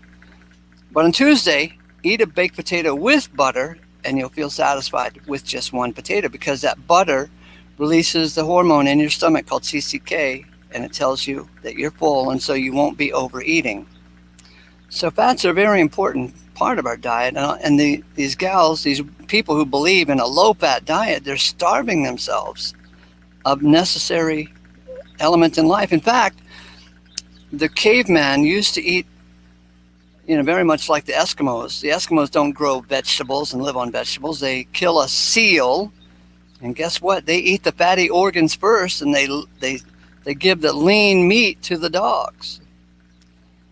And they rejoice in the fatty organs. And so you asked me if I would endorse hot dogs? Yes, because that's where all the fatty organs are, is in the hot dog. And so bacon, sausage, avocado, butter,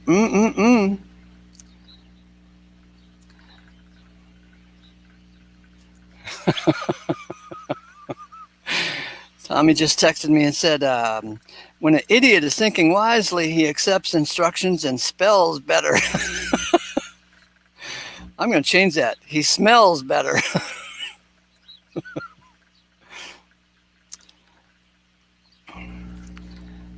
So anyway, meat, fats, fruits and vegetables, no processed foods, hardly any honey.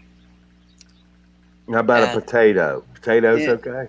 It's borderline, but and the reason it's kind of acceptable is it has a low glycine index, so it doesn't dump so much sugars into your bloodstream. So it's okay. Just add some butter to it so you won't be overeating potatoes. No need for butter if you're using avocado. Okay. Avocado is a great source of fat. And Ivan says that you love P. Mars. I don't know what that means. I have good vision, I guess. Avocado is nature's butter.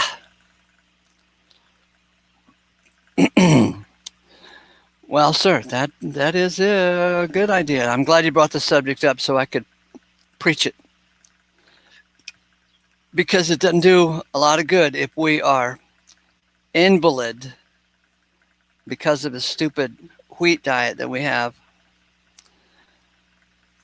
At the time before I started on the caveman diet, I swear to God, I would wake up in the morning and I could hear swishing in my neck with every heartbeat. And that told me that I was just days or maybe weeks away from a stroke. If my that wasn't an earwax issue. That was no, it was in my veins, in my neck. I could hear the swishing, and that tells me even my blood vessels were clogged up. And when I started switching over to caveman diet, that thing disappeared, and I felt much better in many ways. And nowadays, whenever I see the commercials on television about, this drug or that drug or the other drug that takes care of everything from mm, what? Everything with six syllables. Right. Yeah. Gynecocorado, yeah. Uh-huh. I can instantly see that all of those ailments with those 6-syllable words would disappear if the people would just get off of the high carb diet. But when I have some acquaintances, like one lady, she's got what the hell is it called? Myo. I don't know what the hell it's called, but she seems to brag on her illnesses. It's like I have myocardial blah blah blah blah. It seems to give her an identity. Myalgia. What? Yeah, that's it. Yeah, that's it. They're bragging on that stuff. And you can't point out to, hey, you're bragging on mesothelioma. Yeah, that's it. Yeah, that's a good 6-syllable word. Yeah. But I'm quite sure that a lot of that crap would disappear if they just stop eating all that damn wheat and sugars and go off of the Pop-Tart and donut diet. Okay, I'm sorry. We're supposed to be talking about God. I just don't know what got into us. This is what we would talk about if we were all having a potluck supper, which is one thing I keep bringing up to the saints, is that the church life of the first century was primarily the potluck supper as I see it. Because a lot of good dynamics happen in a potluck supper that cannot happen in Joel Osteen's church with 5,000 people sitting in the pews and he's up there on about something. And imagine trying to have a potluck supper with 5,000 people. No, you got to split them up into groups of 50 at the most. Right. I like deviled eggs. They're good.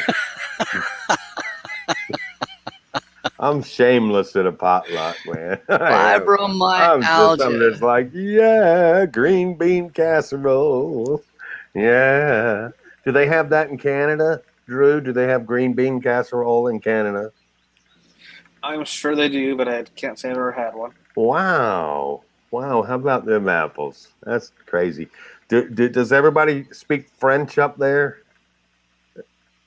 Sorry, say that one more time. Do you speak French? I don't personally. And that's about the only French I know. No, some people do, especially in Quebec, but I don't personally. Okay, sticking with the Queen's English. Okay, that's cool.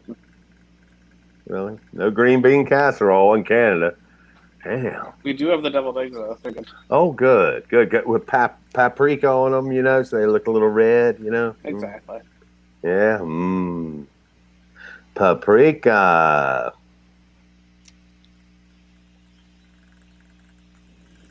I live right beside a Catholic church, It's the same Catholic church, oddly enough, that my parents were married in however many years ago. Let's see, this is 70 years ago.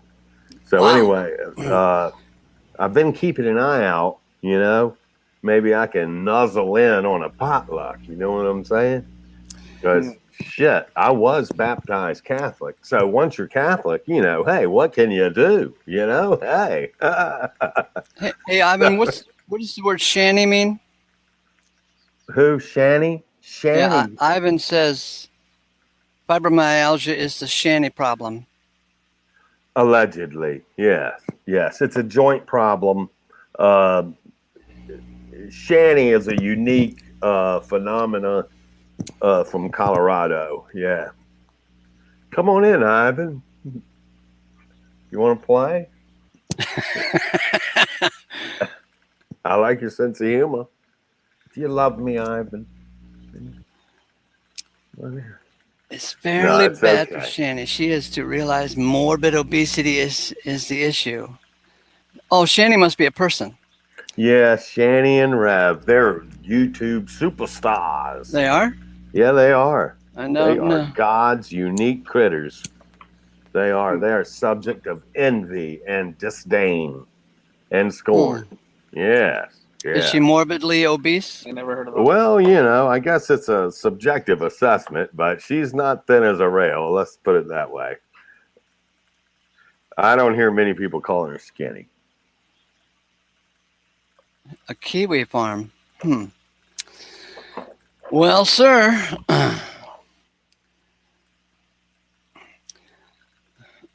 Oh, yeah. So somebody said they don't mind. I don't mind talking other subjects, Anthony Pierce. Some days take a break from Martin or other believers' videos and catch up after the mind is refreshed. So I think that's a compliment that you come to the Ace Theological Corner to get your mind refreshed. It was an affirmation, I would say. It's okay.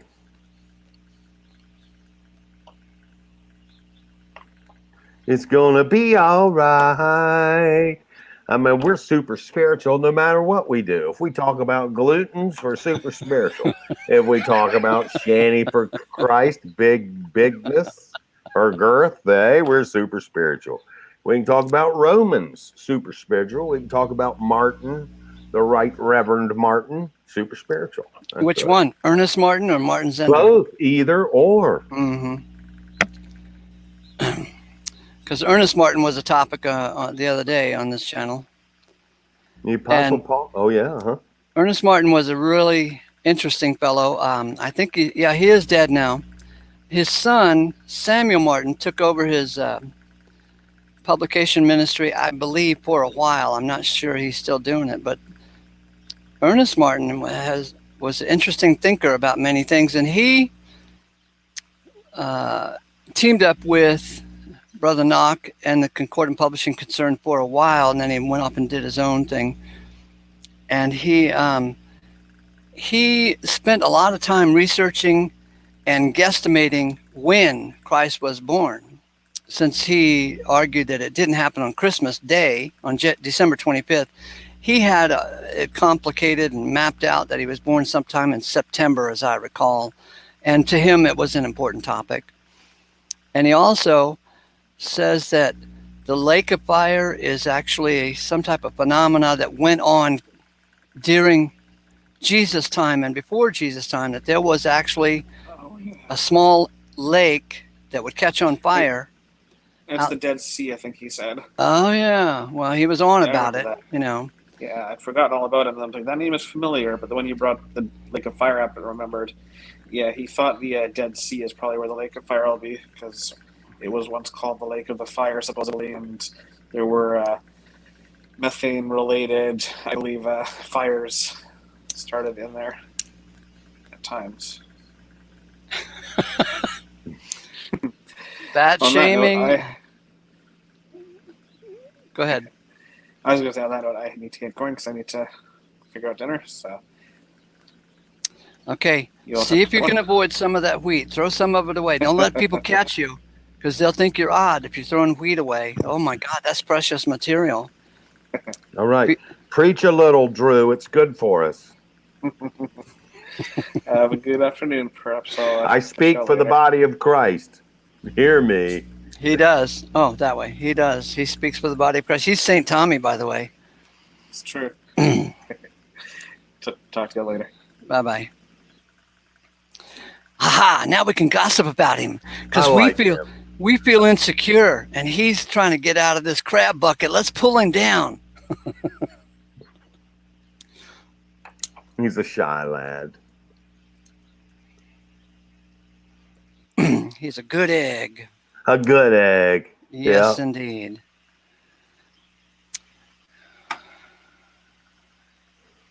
I don't think Tommy knows about the two Gospels, but I think he's one of us.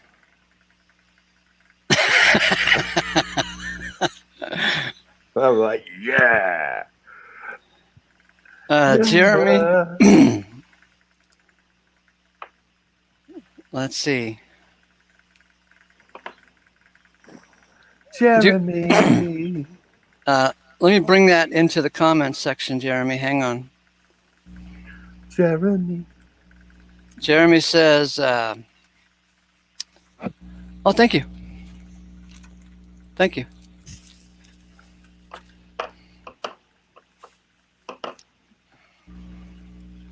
There we go. Jimmy says, what's the status of Knott's video about not looking at women? Did they talk first? Who is they? Martin and Knott's? I don't know what the status is. I don't care. It's mildly interesting that they're going on Not about looking it. at women. All right. Let me tell you, the men get stale to look at. Yeah. But hey, who am I to interfere with anybody else's, habits? Nothing so needs reform as other men's habits. Who said that? Samuel Twain. I love it.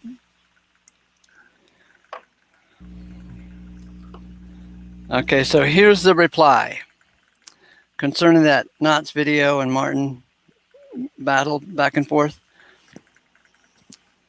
Acts 18:13 says, aside from the law, this man is inducing men to revere God.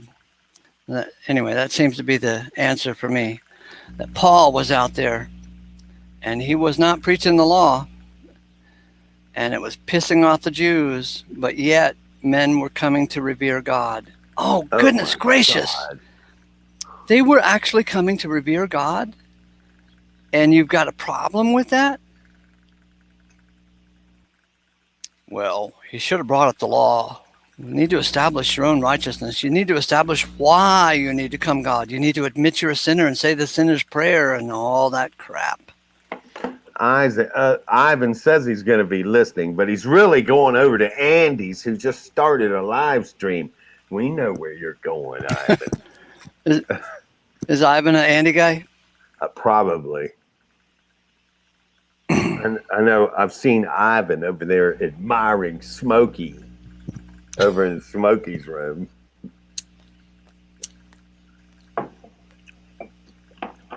Not to rat you out.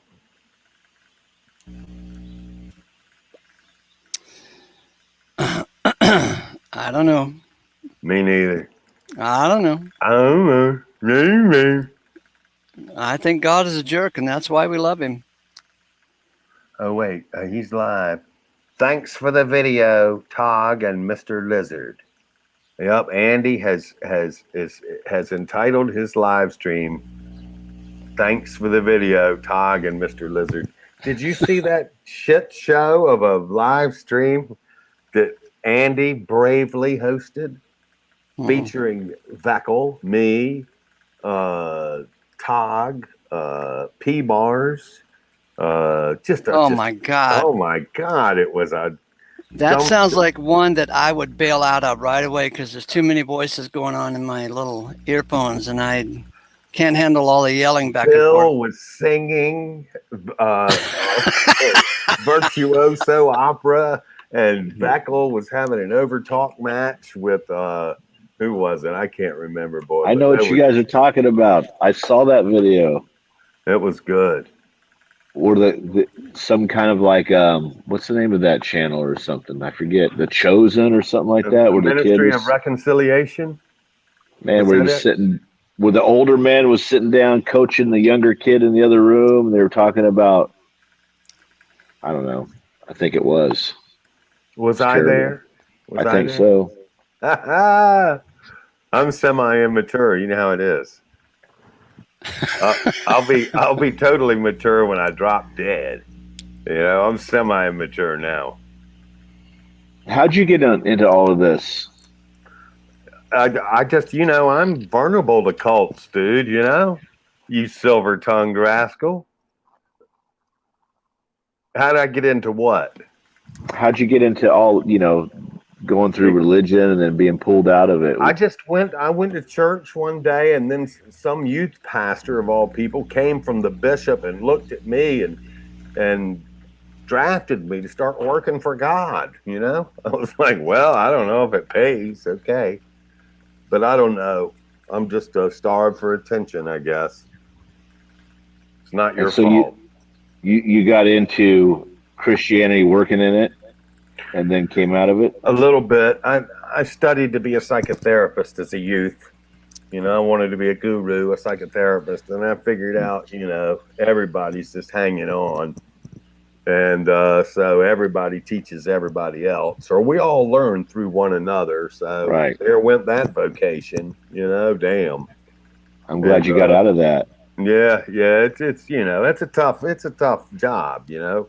God bless our psychiatrists, you know. American Psychiatric Association Incorporated, bless them all. DSM 5.2. Are you Canadian? No, Oh, good. I mean, okay. Yeah. I'm only And prejudiced against French people, to be honest. That's it. That's the France only is a ones. lie, I heard, but I'm not sure about it. I'm not sure about Boy, it. How did you get into the, how did, I mean, you know, how did you get into being a I was clergyman? well, and it's all God, and as we all know, we know that. I was raised by a hippie mom that was saved from drugs. You know, came to Jesus, and I was born 1970, What was your and I mom's had name? What was your mom's name? Carolyn, Carolyn, Was she famous Carolyn in, Hall. in the Christian Jesus No, movement? Did no, you she have, did you, we I did you, was I go ahead. no, go Did ahead. I I what? was just No, checking. did I what? Go ahead. Did you have It's alcohol fetal syndrome? I was just kidding, brother. no, I was just kidding. no, Sorry. no. Actually, she got no. That's all valid. Quite as well. Good. That's good. I don't have this twitch or anything for any other reason. Right. No, but she got off of that, got clean, um, married my dad, but she was really big in hauling all of us around to church and the Pentecostal movements. I had a hip disease, which I'm suffering from that now, but I'm still working and all that good stuff. But yeah, Ha- I remember Hang I on, hang remember on, hang on, Jeremy. I got mhm, the solution.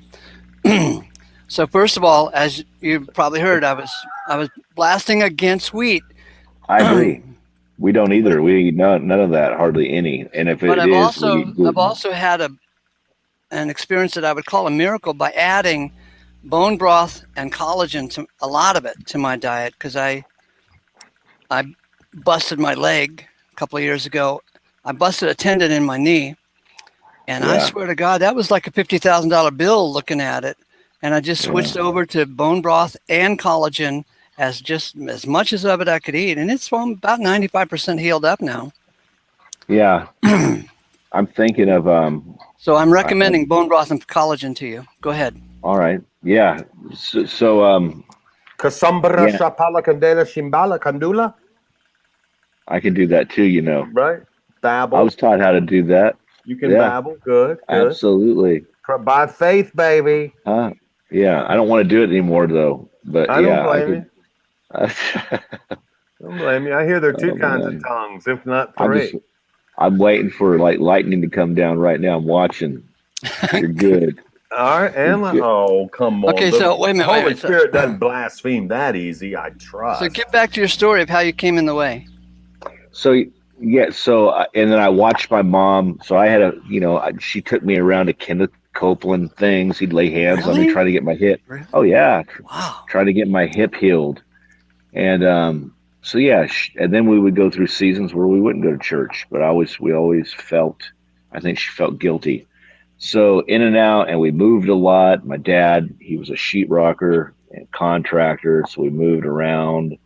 He'd get jobs for 2 or 3 or 4 years at one place, Hollywood, up north, San Francisco, all that good stuff. So bottom line is I was put in and out, and it became I got born again supposedly at 16, but I remember being and she put me in private school where I had to Mm-hmm. wear little books, the perfect Christian Republican haircuts. They had ties. We wear blue, and I mean all respectable patriots and everything. And so out of Mm-hmm. that, I after my conversion, I really took all this hell literally. So I started making signs, and walking up and down busy streets here in town with accept Jesus and everything. I thought I was doing right. I thought I was doing the right Mm-hmm. thing. And started preaching in my high school and got a minister that could sing and play guitar. got him interested in it. And at the end of the year, it was Saugus High School where they filmed Pump Up the Volume with Christian Slater. Do you remember that movie? No. Yeah. Yeah, but so I went to high school there a couple of years and got mocked and everything. But we go and put up posters Oh. and about a Bible study at a little park. And there's like 70 people. And boy, Wow. I'm telling you, with all these accomplishments, I started feeling pretty fancy, I learned how to play the guitar. I started feeling like, man, I was accomplishing all these good things for God. And of course, I was sleeping with my best friend in the world, love of my life. I met her at 15. And I look back now, oh boy, we were rascals and all that stuff. And now we have 6 kids, 5 daughters and a son together. But yeah, so I got into all of that. Then we broke up. I went crazy, started partying and all that good stuff, and then selling cocaine. I was doing all that. Okay, hold back on those confessions. We don't need to know what happened on blah, blah, blah, blah. But anyway, go ahead. No, I didn't say I. Oh. Yeah, Irene. Right. This is breaking up. Yeah. But yeah, all that crazy stuff back then, I was a child. But then God saved me from all of that, and I ended up living with my youth pastor that I came to the Lord with at 16, who happened to be an actor. He was at Hill Street Blues a lot of the times. He wrote the jingle. When you say Budweiser, you said it all. Wow. When you say Bud. Yeah. So he worked at a mega church, and then I worked my way into being his assistant. And we went around and did gigs, traveled around the U.S., doing his little concerts and stuff for other churches. It was a miraculous experience. But again, I kept feeling more and more, I was the shizzle. It's feeling like What's a shizzle? Is that a poser? Is that the big feeling like God's got his hand on you? You're special, and he likes you because of what you're able to achieve. Mm. Is that okay if God over-adores you? You have a problem with that? No, I don't now. Okay, good. I don't good. know. The Apostle Paul said that he was not in a position to judge his own works. How about you? Yeah. Have you judged your own past works? Have you rated yourself? The quality of the work that you've done? I didn't make me. I'm not my creator. I see. Right. Yeah, I'm just the animation of what he really wants to do. Right. Well, no, yeah. So, anyways, I in that mindset, like you're speaking of, Tommy. Yeah, I did back then. I did judge myself. Hell, yes, I did. and your I works. wanted to excel. And your works. Oh yeah. Yes. Mm-hmm. And I wanted to excel and do all that good stuff. And that's good. And the kids started coming, and then I figured out that it was kind of hard to make a living doing that, and started doing other things. And then And you can still do drywall, though, is that right? Sure. I wouldn't want to. Right. But yeah. And so anyways, I found myself back in it in Georgia. So I had a little IT business, had about 15 clients that we took care of, and then started going to a church, moved back actually to get into ministry after all these experiences, and got a job basically as a children's pastor at a big mega church when my mentor moved out to take over $100,000 something job as a worship position or something. I mean, that was back when the economy was great and all of that. Tides were flowing in, baby. Mm-hmm. So yeah, I did that, and that's when I realized, that's when God tallied up my whole life and realized that, man, I was sitting there arguing and fighting with my wife, and then getting to the parking lot with a car, and everyone's calling you Pastor Jeremy and Shauna, and you're smiling back, putting fair faces on, and I just realized that, man, I obviously don't know God, because this is all fake BS. This is supposed to be the pinnacle. This ain't it. And then listening to all the reasons for, and then seeing where the money goes. Oh my gosh. Seeing the books, buying $25,000 HD projectors when their benevolence budget was $25,000 for the year. What? Are you kidding me?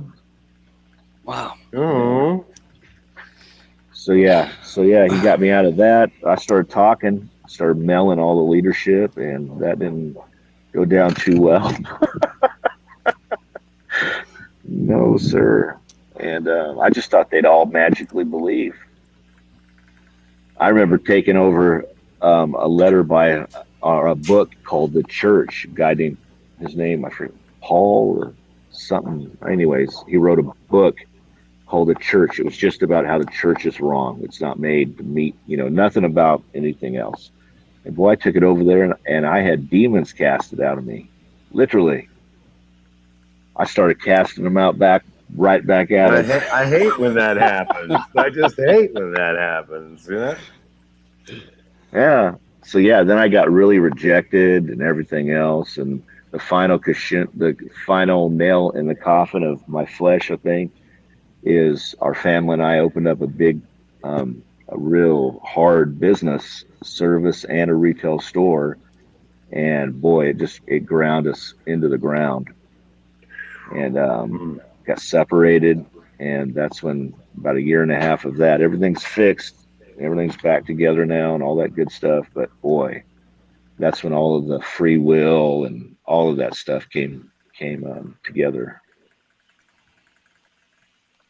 Yeah. The reason I ask if your mom was a famous person in the Jesus movement is because in the 70s there was a woman in Virginia Beach, Virginia named Irma Appleton. And she was like an unspoken leader in the Jesus movement.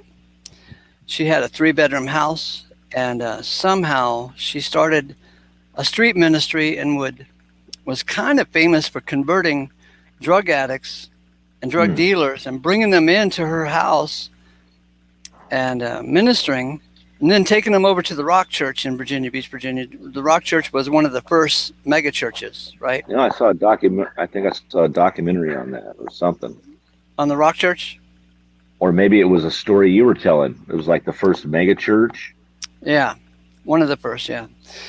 And anyway, Irma would convert these guys, these drug dealers and drug addicts, and a lot of them became ministers through her work. But she never got any credit because she never, got a license to minister, and she just did it.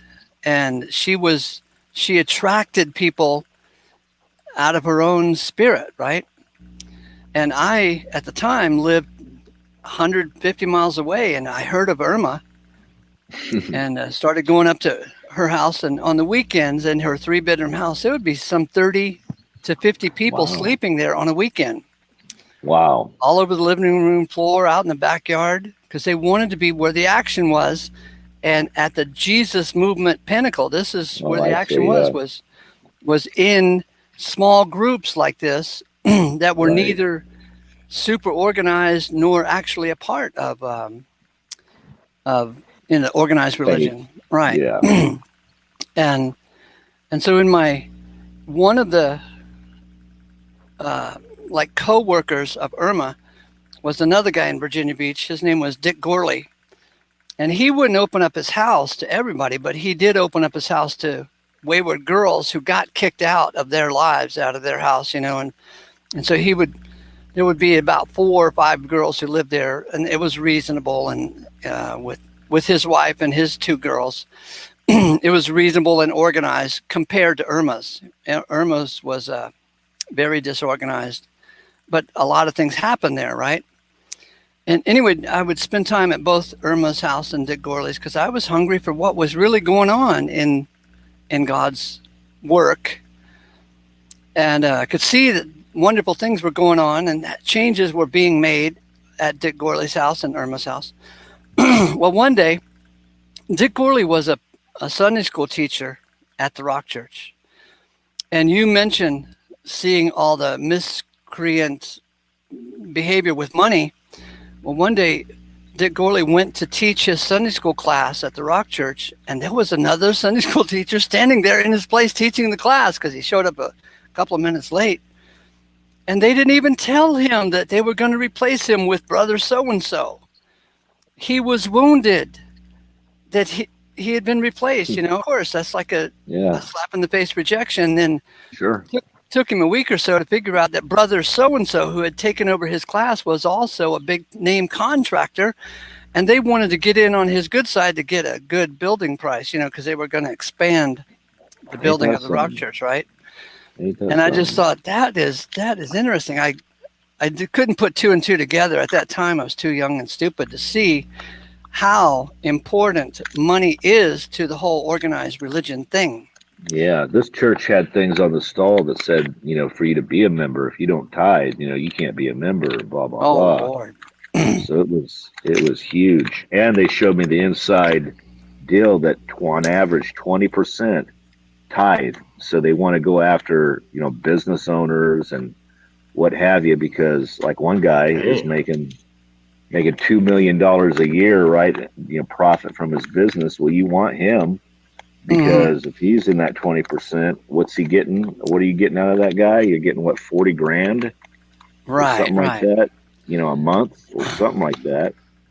And he gets a plaque on the wall, and yet there was mothers with children, right? We're talking inner city mothers that are working, volunteering. And if they wanted any money, oh my gosh, they would have to go through an accountant. They'd have to go and give all their bills. They'd have to shut their cable off. And you think about who should have that plaque, because those sweet little ladies that maybe made 2,000 a month, Right. when they gave 10% of their 2,000, That was some oh serious my, stuff, huh? that was serious. Now, see that little 40 grand or whatever from And your when you 2 see million that stuff, doesn't God, you change just your lifestyle. It doesn't change your lifestyle at all. so Jeremy, when you see that type of shit going on behind the scenes, you can't unsee it. It No, you can't. sours you.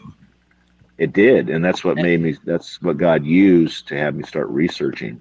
and when Dick Gorley was replaced by the building contractor Bible study guy, I was soured along with Dick Gorley. It had nothing to do with me. They didn't kick me out, but I loved Dick Gorley. He was a help to a lot of us at that time, a lot of us little Jesus freaks.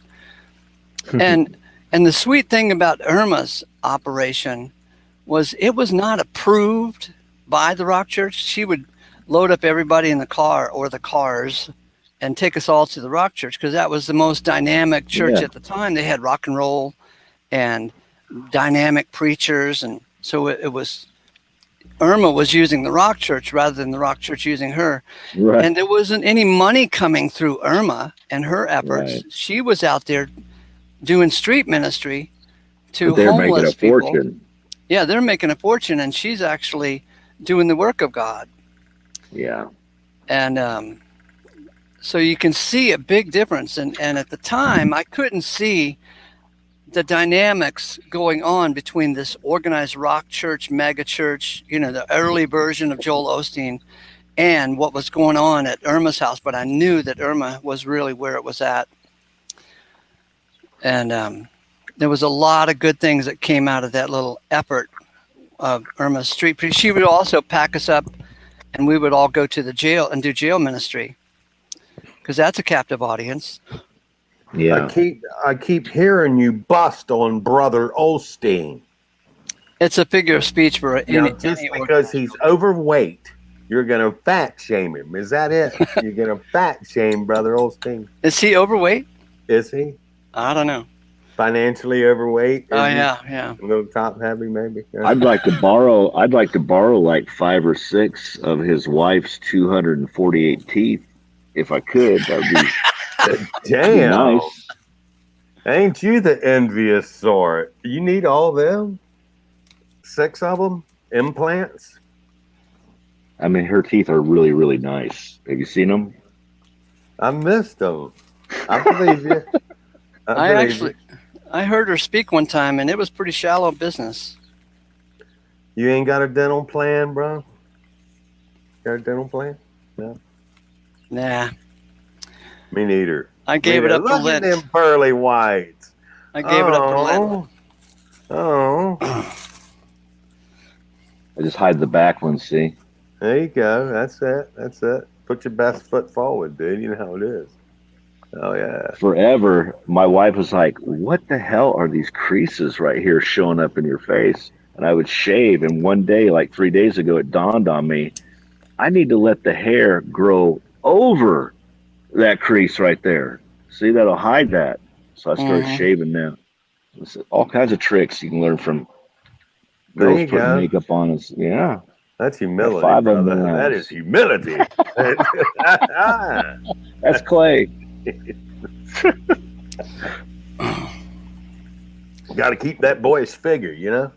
Keep those ladies happy. So in the same train of thought, I was thinking of asking the question, whatever happened to the Jesus movement? And I think the answer is they got absorbed by the megachurches.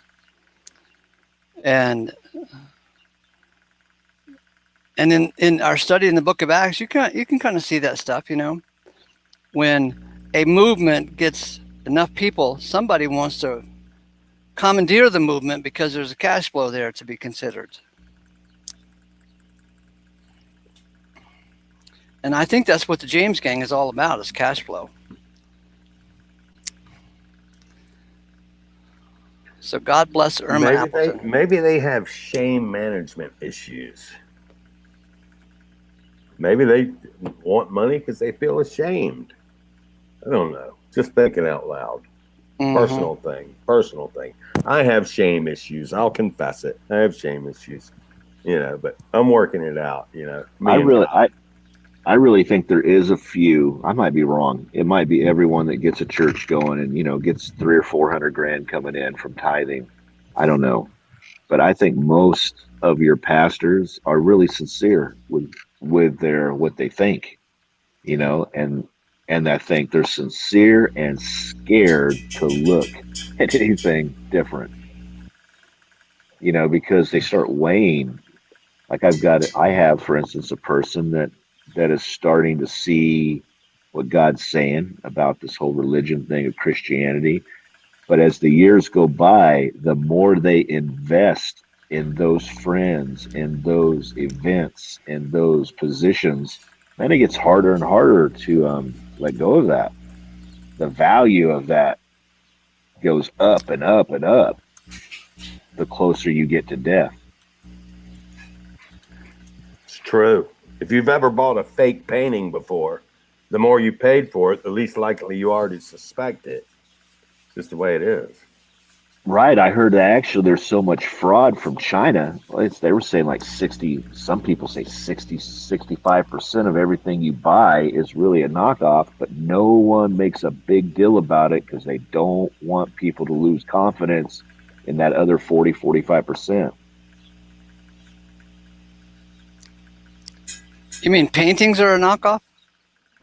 Everything you Potentially, buy, no, everything you buy now that's Nikes produced, or Oh, you mean everything, like your hats, your branded clothes, your oh, everything. China is such a master counterfeiter, and the espionage that goes on, where they get ingredients and this and that, your and they fentanyl from China is just a drag.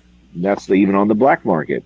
They do that there, but you could even go and buy chemicals and drugs concoctions, to make any drug you want, cancer fighting drug, or that costs 50,000. You go over there and they'll make it up for you, counterfeit it. Damn. They're amazing. So yeah, corporate America, manufacturers do not want that in the public's mind that they could be just buying a knockoff. See, so they just attack it silently in the background, but they don't publicize it. So where is today's Jesus movement? Where is the Holy Spirit got it going on? Here? Here? you decide. Yeah, you discern. Right. That's it. That's it. You talking about the fake one where it's moving right now? The one that comes out of China. I think It's the called fake one's becoming wit- more entrenched with government. The relationship with government is becoming. the Witness Lee local church movement came out of China. Can we say that's fake? I'll say, yeah, that's true. That whole thing was fake?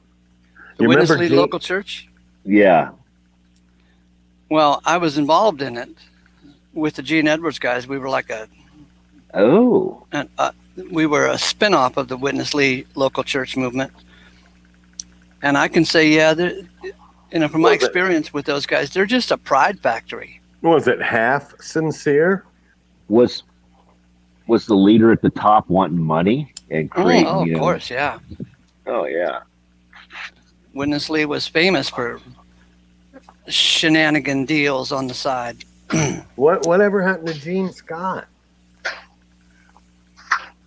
He died, and Remember his daughter took over. Oh, okay. Thank you, Ace. Thank you, Jeremy. God bless you. You leaving? Okay. Bye for now.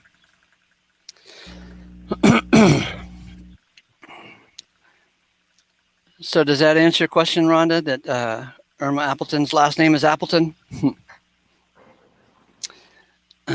She was a dear woman, and she helped a lot of people, but she didn't get any credit like the megachurch people get. We were helped a lot. One of the things that we did, since there were so many people there at her house on a given weekend, food was never a problem, because some of the young brothers and sisters would go dumpster diving before it was a thing. We were like the first ones to do that, and bringing back all kinds of good food and other things that we found. Wow. So, so the country is just not in the same place. It was richer before. And one of the things that I've noticed, I watched a couple of episodes of Baywatch reruns, and it's striking how much money they had back in that time period, 89, 90, to the point where the premise of Baywatch is these bunch of lifeguards, they have all this equipment, ski-doos and boats and helicopters to save people. And I don't think they have that there anymore in California. They don't have the money to do that. Not like that. In fact, you go to Venice Beach and there's a bunch of homeless people peeing everywhere, pooping everywhere. A lot of the cities are like that now. Yeah. Even the city here is becoming terrible like that everywhere. So the country's in dire straits, and we don't even acknowledge it. No, we're paying people now to live. Stimulus. Weird, huh? It's historical. What can possibly go wrong with that? My gosh. So you have a garden and all that stuff. I heard you talking one time. Mm-hmm. Man, that's something you got to start before it's too late. Yeah, it's a fascinating experience to me, seeing what grows and what doesn't grow, and what habits you have to blend in with your planting experience, and composting. And What part of the States? Do you live in the States? in Utah, Well, that's good. Mormontown. Yeah, you're in a safe place. It's hard to get there. Have you made friends there with Mormons? They're okay. Okay, I think I have to wind it up now. All right. So Me too. thank you guys for joining me. Rhonda, Same.